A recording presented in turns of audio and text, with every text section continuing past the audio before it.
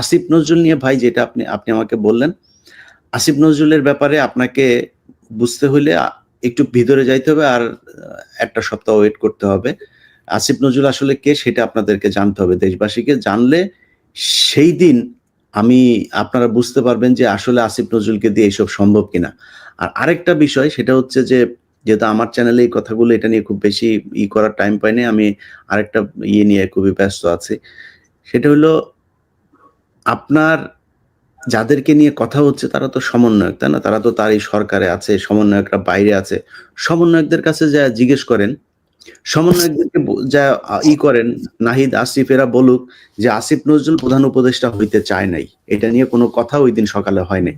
যদি এটা বলে তারপরের দিন আমি বলব যে ওকে ঠিক আছে তাইলে বোধহয় আমাকে যারা তথ্য দিয়েছে, কারণ আমি যে প্রোগ্রামটা করেছি এই প্রোগ্রামটা তো ভাই আমি তো সেনাবাহিনীতে চাকরি করি না, আমি সেনাবাহিনীতে ট্রেনিংও করিনি।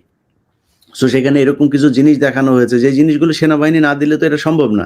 আপনি সেনাবাহিনীর এই যে ওরা যে ট্রুপ যে করেছিল, কোন, কোন জায়গায় ওদের চেকপোস্ট, কোন, কোন বাহিনীর ব্রিগেডের চেকপোস্ট কোথায় দেওয়া হয়েছে এগুলো সব ম্যাপ সহ এখানে দেখানো হয়েছে। তো এটা কিভাবে সম্ভব? নিশ্চয়ই সেনাবাহিনী সহায়তা করেছে এখানে। সো সেনাবাহিনী যদি নাকি আমাকে এটা দিয়ে থাকে তাহলে আমাকে ভুল দিতে পারে।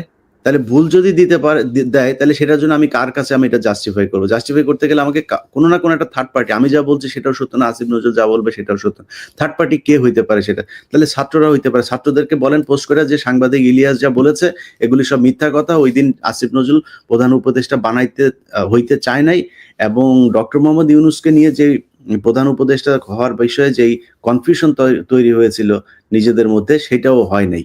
এরকম কোনো ঘটনাই ঘটে নাই। তাহলে আমি বুঝবো যে ওকে ঠিক আছে তাইলে বোধহয়, কারণ আমি নাহিদ, আসিফ, আপনার হাসনাত, সার্জিস এদেরকে আমি বিশ্বাস করি। সো ওরা বলুক, ওরা যদি বলে না ইলিয়াস ভাই এটা ঠিক না। ইভেন আমারে পার্সোনালি ফোন করে বলুক ইলিয়াস ভাই আমি এটা আপনি যা বলেছেন এটা আসলে সত্যি না। ইভেন যে সমন্বয়কদের ভেতরে একজন এই পর্যন্ত কথা বলেছে, তিনি বলেছেন যে ইয়েস আসিফ নজরুল এবং এটা না আরো একজনের কথা বলি। সেটা হচ্ছে যে হ্যাঁ, সত্যতা প্রমাণ করে রিফাত ছাড়াও তার নামটা বলছি না, আরো না, সে হচ্ছে গণ অধিকার পরিষদের, তাকেও আপনার নিয়ে গিয়েছে করে, সেটা নিয়ে আবার নানান ধরনের তাদের ভেতরে অনেক সমস্যা চলছে, তারাও সন্দেহ করছে, অর্থাৎ গণ অধিকার পরিষদও বিষয়টা নিয়ে প্রচন্ড রকমের